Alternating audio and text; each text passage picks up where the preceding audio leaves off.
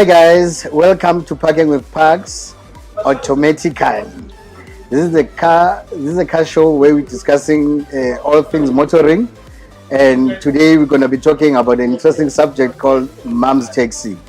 Now, before we carry on, I need to tell you about the genesis of what we call the Mom's Taxi today.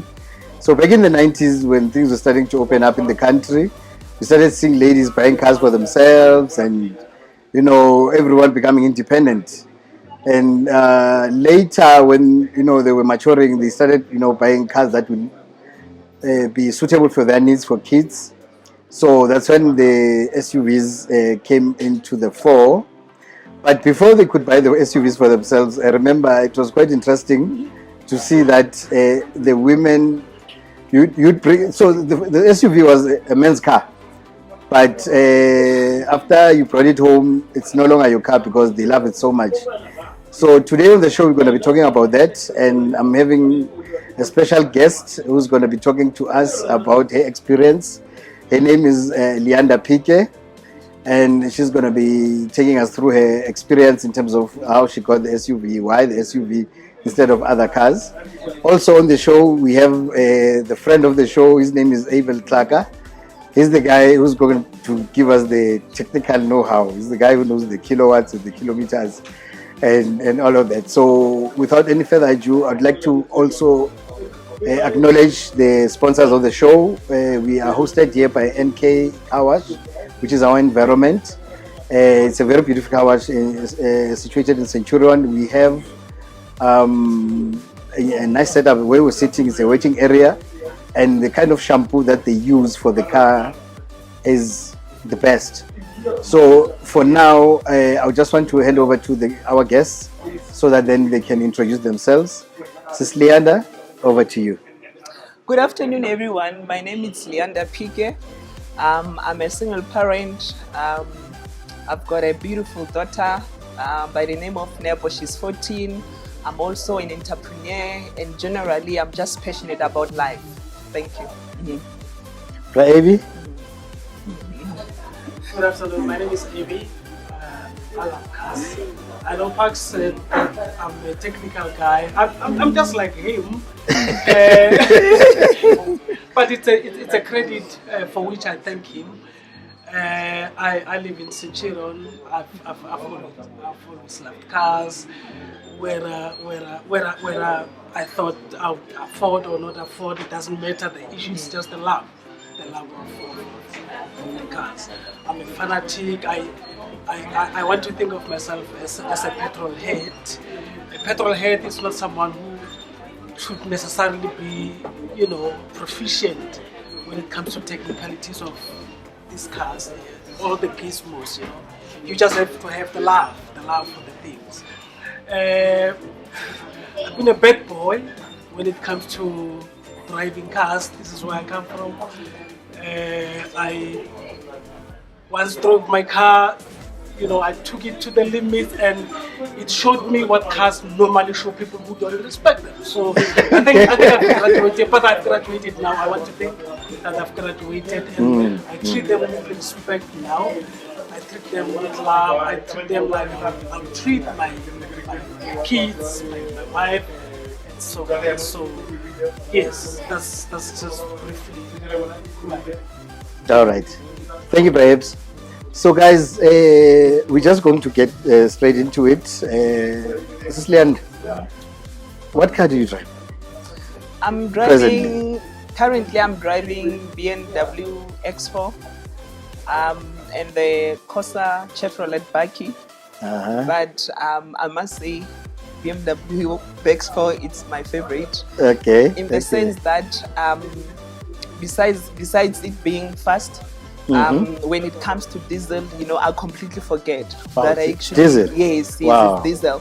Because I spend about 1.1 currently on diesel, and it lasts me about 2.5 weeks. Wow. Which is very, very good. And it's so ironic that the buggy, I spend a lot of money on petrol. On the buggy, yes, and the bike is just 1.4. But ironically, if I've put a full tank, it does not even last me for 2 weeks.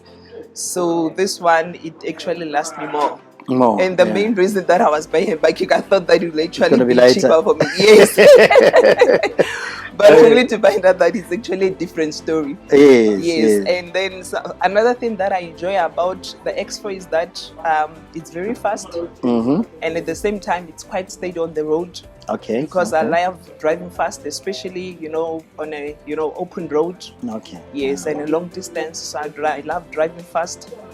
I always say that time is money, so I don't want to sleep on the road. Yes, I just want to get to my next destination faster. Okay. Yes. It's very interesting that you should mention the diesel versus petrol, because it's a big thing in South Africa. I think South Africa is probably one of the few countries that embrace diesel in the way that we do. And I don't want to get into why, but it's a very good choice. So, Brian, on the petrol consumption and diesel, when she mentioned speed, with BMW, you are a BMW fanatic. Maybe you can tell us about the car that you own and why you think she made the right choice or the wrong choice buying the X4. She did make the right choice. Yeah. I love the brand. Okay. Honestly, for me, it doesn't matter whether it's petrol, whether it's diesel. I always tell people it's all about how you drive. Okay. I mean, these modern cars are BMW specific. Efficient they have this. Yes. It's about the way the car. There was a time I had 130. It was a natural aspirated. Okay. Yes. It was heavy. 130 petrol. Okay. Natural aspirated. And so I had it at the same time with a 335. But 335 came after that. Yes. So there was a time I had both of them at the same time. But if you ask me which one I would jump into without thinking twice, it was obviously a 335. Not because it's more powerful, not because it's more faster, but because of the efficient dynamics. Because you understand, with the natural aspirated 180, there, I mean, it was all about BMW films, the acoustics, the sound, and all that. It was heavy. But if you drove it like a maniac, then you have to stop at every second filling station. But if you drove it, like you respect it, I mean, you see the difference. But I tend to see that we get 35. The car is so forgiving on consumption.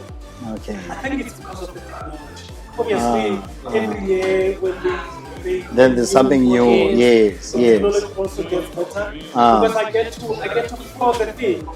I get to floor. It flows it, eh? Yeah. Flow it, bro. And I check on the consumption. It's going nowhere with regard to the consumption. Okay. So it's a good area.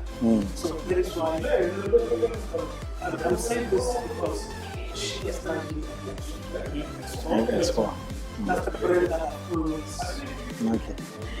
Thanks, Bob. So, Cecilian, I want you to take us through maybe from your first car. Yeah. Because remember when I introduced the show, I said all of a sudden you could not pick up ladies now because remember back in the day, having a car would mean you have an upper hand getting the attention. So when you started, having your first car, which one was it, and how did you graduate into SUVs, and which one was your first SUV? Okay, that's quite an interesting one. My first car, which I bought in 2005, was actually a Costa Light. Okay. Yeah. I mean, I've enjoyed it, of course, because it was my first car. Of course, yeah. And secondly, I bought it cash. Of course. Yes, so that's why I loved it so much. Yeah. Not because every time, every month I didn't have to see, the debit SMS, of the debit order taking my money. Yes, so yeah. I've enjoyed it in that sense, but also it was also, quite efficient when it comes to fuel. And because I was younger, I think it was okay according to, you know, my body size at that time. And then, yeah, I mean, it's a very nice golf course, you know, for, you know, young people. Yes. Well, Yeah. let me say during those years. Those years, yes. Yes, and then in 2007, then I drove the Astra GTC. Yes, and then Moving up in the world, girl. yeah. Then I've enjoyed it because, I mean, it was so advanced, you know, because that is actually the first car that I drove which had, you know, your cruise control, your onboard computer system. So I was enjoying it, and of course it was quite sporty. Yes, and I mean, those years, once, you know, one used to party a lot, so it was also, you know, very fast. Yes. Yes, and it had that thing. Yeah, Yes. I must have been those years. I'm a convoy. Yeah, Convoy exactly. somewhere. Yes. Yes. Yes, and then I drove it. I got it in 2007, and then I drove it until 2011. And then in 2011, I guess that I was not, you know, partying that much. Now I was more into traveling. Yes, I was sort of starting to settle, but not settling in such a boring way. You know, yes, yeah. I should say that I just, you know, advanced in terms of my interest. Then I started to fall more in love with, you know, traveling, you know, doing adventurous activities. yeah. Then I bought the IX35 Hyundai. Okay. Yes, Okay. that was like in 2011, which, to be quite honest, I really enjoyed.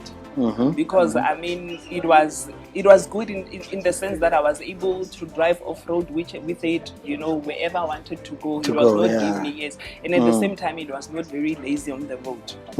And then in 2014, then I bought the Jeep Compass. That was the worst decision I've ever made. Hi. I should say, okay, in my own books, it was a glorified tractor, American tractor. You know, when you buy a car that does not have speed, it was automatic. Yeah, it didn't have speed. At the same time, the fuel consumption was just abnormal. So imagine when you are driving on the road, when you try to accelerate, this car is complaining much. It's like you are hating it so much. But at the same time, you know, it does not move. You know, and at the same time, it just jars the fuel. You know, today, when I look at the people on the road who are driving, you know, a Jeep Compass, I always sympathize with them. I say, hey, my brother or my sister, I know exactly what you are going through right now, but I'm sorry, I can't keep you company. Let me move. Then I'll just overtake them. So honestly, like I've said that it was not a very wise move. But I've enjoyed it because I mean I drove it from 2011 up until 2019. That's quite a stretch. Yes. Sorry, from 2014, not 2011. From 2014, yes, until 2019. So when I got rid of the car, it was like a burden was just lifted. You know. I remember my daughter. She was so attached to the car. Okay. Even when, you know, like I was actually, of course, leaving it at the garage dealership. because I did, retrieve it. She was like, you know, mommy, why are you living this Jeep like this? It's like you don't care about it anymore. And I still love it. I said, good riddance. Good riddance. Yes, that's what happened. And of course, in 20, so I replaced it with a, you know, X4. Yeah, so like I've said that I've been enjoying it, and simply because, you know, I've already mentioned that it's quite good when it comes to, you know, diesel. It's quite efficient, it's fast, and then I'm able to drive with it off-road. And I also like the shape. You know, it's not too masculine. According to me, it's an SUV, but at the same time, it's not too masculine. I like the fact that it's a coupe. So I'll just find it to be quite stylish, you know, for a woman with my heels to get into it and drive it. Okay, yes. But at the same time, if I want to go off-road, like recently, I went to Lesotho for skiing. You know, so it was not giving me challenges, you know, to drive on those mountains and all that. Yeah. So even if I want to go off-road with it, it still works. But even for urban driving as well, it's quite stylish. So I love it. And then one of the things also that I like about it, it has this thing, you'll tell me the name. you know, like the SOS. yes, Yeah. yes. So I Yeah. always think that, oh, this is pretty cool, you know, and also Yeah. like safe. I mean, imagine if, you know, a person like myself who likes to travel, then let's say at some point, you know, my battery goes off and, you know, for whatever reason, then I know that, you know, I can always, when I'm in Exactly. trouble, I can always press that button and then I'll be assisted, which I find it to be quite cool. I remember the day when I collected the car, bought it in one of the garages in Randburg. Okay. And Yeah. then from there I was with my daughter. And then from there we went to Times Square, you know, because I live in Pretoria. Yes. Yes. And then as we get into the parking, the security guards directed us to the VIP parking. Automatically. Like I Automatically. said, starting with what? Automatically. Yes. And I'm like, he thought that I'm having, what do you call this, MVG card? Yes. Yes. And I Yeah. said, no, I don't have the card. And he said, no, man, sister, how come? Then I realized that, oh, okay, it's the car. Okay. Yes, and then, okay, then I think because I mean, I had the car, you know, in less than 24 hours, but somebody was already thinking that, you know, I deserve to be on the VIP, you know, section or whatsoever. Yeah. So bring it home, which means the car that you drive also says something about you. And I'm saying this because I know my dad used to love cars. Nobody could stop him. And I said to him, but Dad, why do you love cars like this, especially luxury cars? He says, because I'm a salesman. You have to beat them in the parking lot. Before you even start talking, your car must talk for you. So I think a car means different things to different people. Like I said, this is a mom's taxi, you know, theme.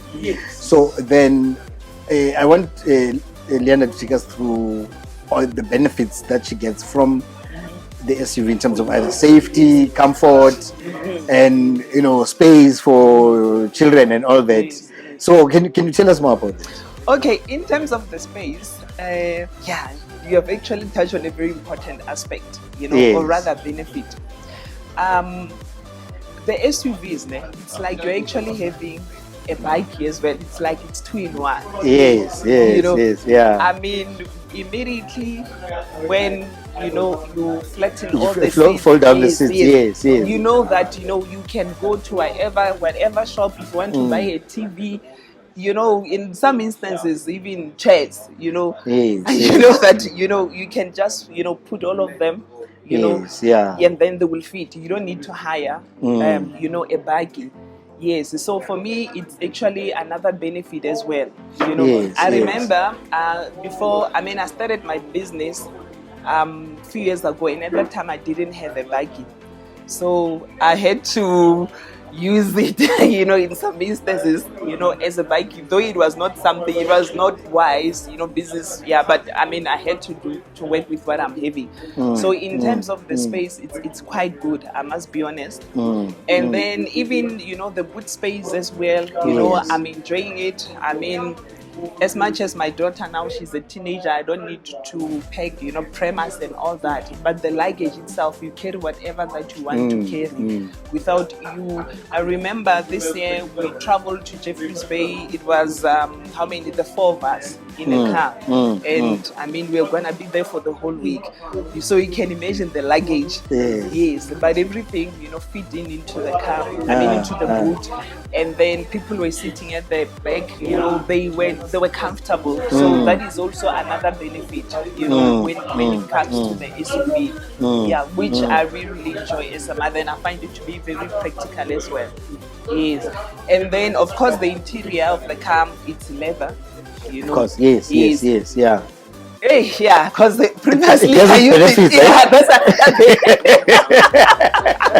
another yeah, no, that is another benefit because pre-COVID, I was not the kind of person, especially during the week, who will literally sit and have breakfast. Yeah. You know, normally most of the time I used to have my breakfast while I'm driving. I know a lot of people, they don't like that. You know, they can be very fussy. I can tell even yourself. I'm one of them. Yeah, well, I'm there. I'm one of them. Yeah. If you stop at the halfway station, Yeah. there will be those chairs are not for mahala. Yeah. It's for us to eat. Yeah. rest, eat, and then in the car we drive. Yes. My sister, what would you say about this? I don't know if it's also a stereotype. Maybe Yeah. it's specific. Yeah. Women in SUVs. That Mm. to a certain extent, it says power. What do you also think? I know what you said 10 minutes ago, maybe. Yeah. That a car doesn't have to, define your personality. Yeah. Yeah. Holistically. Yeah. But just tell me, what do you say to people who say when women are in SUVs? Yes. It is this sign that there's power at my command, and there's a guy. If there's a little guy here in the city golf, what do you think about it? Well, I think I'll align that my response with what I've indicated earlier, that let it not be something that completely defines you, or or you want to buy this car because you want to be respected by others. For me, my decision to make a car, it is always based on my personal circumstances and needs as a person. It means then owning an SUV is not really necessarily a mom's thing. And I'm saying this because you mentioned aggressive and less aggressive in terms of looks and all that. And I'm going to talk about the current model that we're talking about. I don't want to dwell too much on the Jeep and all that. To say, then, would you be more inclined to buy an X4 than an X5 or an X6 than an X7? Okay. As a mother, is that the case? Like you said, you like the shape of the X4. So if tomorrow you want to upgrade, would you jump the X5 and go to the X6? I'm comfortable with the X4. Or the size? Yeah, the size. So the size Because does of the matter. size. Yes. I'm comfortable with the X4. Yeah, to me the size really matter. Yes. Yes, because like I've said that the X4, it's big enough for me, but at the same time, it's not too much. So to me, it really matters. I love the shape of the X6. So if I was married, I was gonna say that let the husband drive the X6. The X7, it's good, the interior and all that, but for me, it's still too masculine. Too much. Yes, yeah. All right. Yeah. So I'm happy that we made that point because I said moms takes it. So it's possible that moms, they like the big the SUVs, but they have a particular kind of SUV that they're looking at. Yes. Yeah. All right.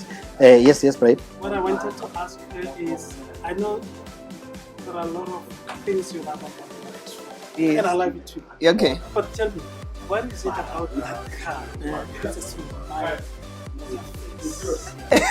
That puts a smile on your face. Automatically. You can't wait to wake up in the car. Yeah. That thing that every time when you are in the car,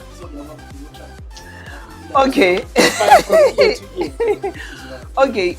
Honestly, the thing that I really, really love about it is that when I want to overtake on the road, it moves. That to me is very, very important. It just moves.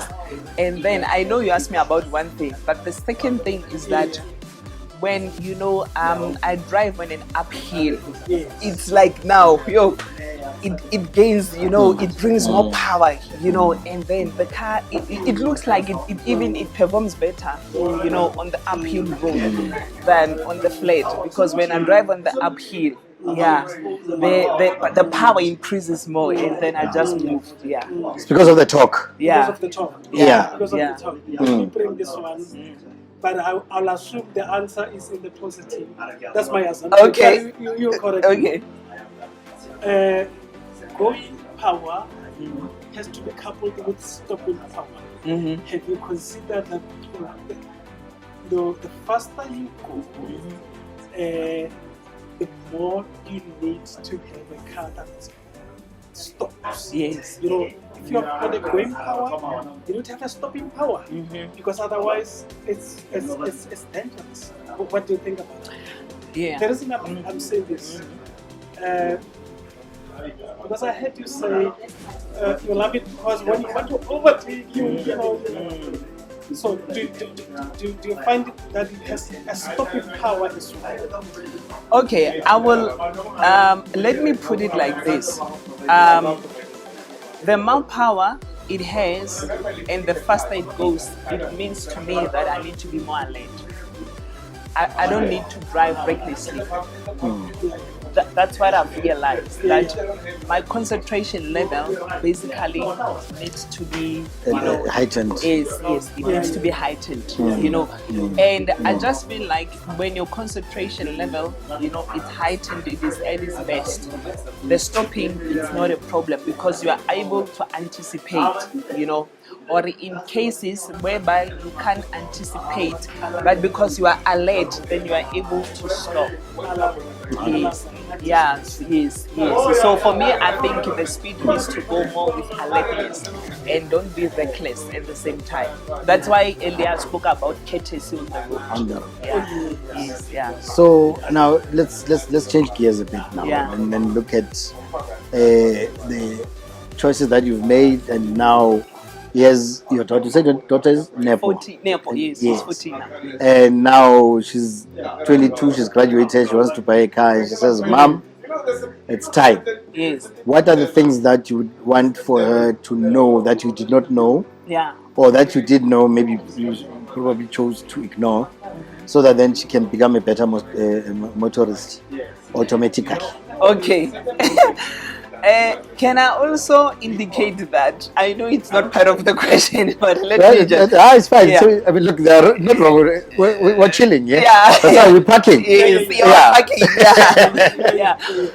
Can I indicate that my daughter, when that weeks when I will say to her that we are using the buggy, the utility chef buggy. She will not like it. She'll say, "Ish, mommy, oh no," Why this why? Yeah, and even if maybe we have to go somewhere just around Pretoria, maybe from home to the gym, and she'll start to complain and say, if it was the Expo, we could have been there by now. Yeah, so basically she's also a fan of the Expo. I thought I must just indicate that. Okay, coming to the question, I will say, firstly, before her being, a good motorist, I think she needs to be a good buyer. And in my own books, how to arrive there to be a good buyer, she must actually strike a balance in terms of, financial management, making the right decision, and then purchasing a car. I would say it's important for her to look at both and to try to strike a balance. Yes. And if I had to advise her, perhaps I will say to her, before you move to this particular, an SUV, rather consider to have a car that will not necessarily take all your disposable income, disposable income, of 50% of it. Yes, what I like about cars is that the market has evolved quite a lot. You find a small car that has everything. Yes, true. Whereas in those days, you couldn't get certain features in small cars. So I will say to her that make an informed decision, financially, of course, rather, and also know your priorities, because to be quite honest, what I've observed as well, especially as Rona Mandakis, sometimes our priorities are quite skewed. Yes.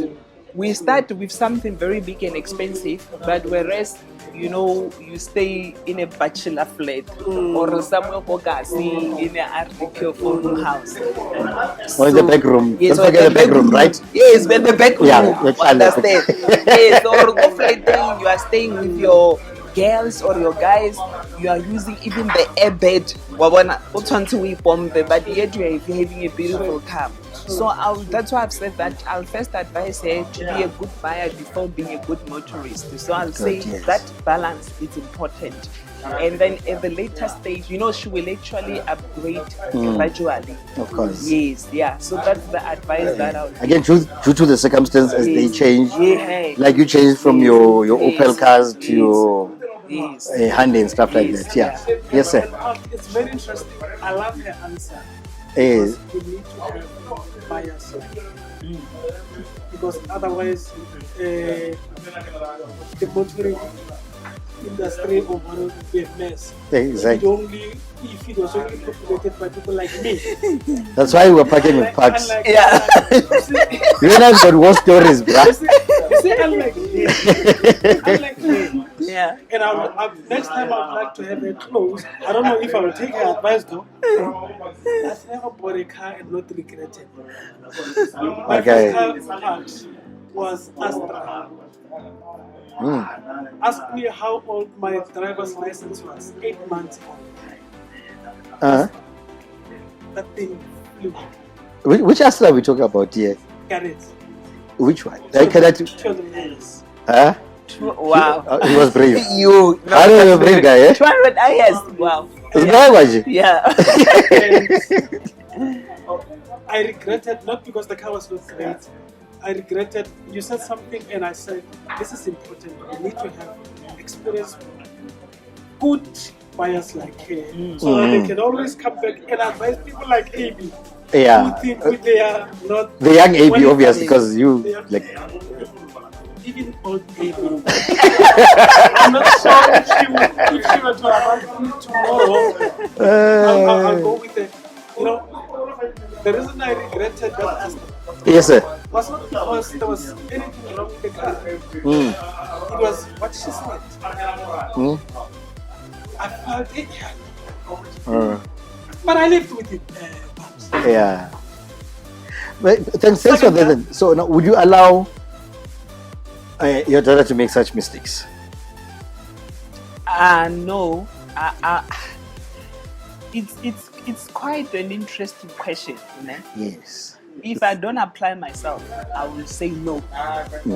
Ne?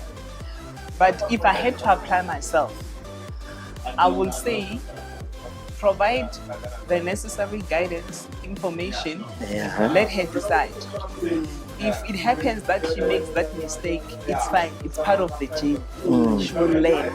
Yes. And because even if you make a mistake, it does not mean that you cannot go back and correct, especially when you have the right information. Yes. Because I also don't want to be very legalistic about it. Exactly. To say no. Yes. Ideally, I wouldn't want her to go through that. But if it happens that she goes through that, at least I'll have the comfort of knowing that I've empowered her with the information. And then later, when she makes the corrective action, she'll have something to work with. Yes. And she would have watched Parking of Parks, so the mistakes would be minimal because we're just going to lay everything.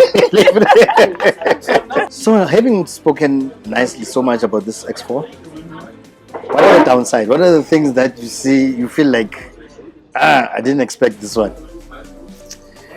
Okay, number one, the tires. Okay. Right. Yeah, the tires. Yeah, they're quite pricey. And I think for the fact that it's run flat, I know that it has its own advantages, but the disadvantage. Okay, perhaps I will try to. In Greece, they will always upside and downside risk. The downside is that you always need to have money all the time should something happen. Imagine if you are traveling. You need a budget for it. Yeah, and then it's just in the middle of the month and there's just nothing. So I think that can also be very frustrating and limiting. But the upside of it is that it also teaches you to really, really consider an emergency bank account. For such, yes. Yes. And then I should say that secondly, of course, because it's BMW, it's not the kind of a car that you can take to Bra, Billy, next door there, to do whatever really fast. You understand? As opposed to, your You have to go to the agent. Yes, you yeah. have to go there, or at least somebody who is credible and whatsoever. Yeah. So it tend to make you to be very careful as well. You understand? And especially if you're on the road, because it's just a cheap. Yes. Yes. And then I should say the other one, the third one, it's also the mindset of the society out there. For instance, when I go into any township to look for a plumber or electrician, they give me a price based on the car that I drive. Oh yeah. Oh yes. Yes. Will price you according to your parking lot. Yes. Which I find it to be disadvantageous, especially if you don't have a spare car that you can use. So what I've learned now is that if I want somebody to come and do something for me in the house, I just park it, then I use the buggy. Yes, and then the price, it's different. So I'm just saying that people, they start to have,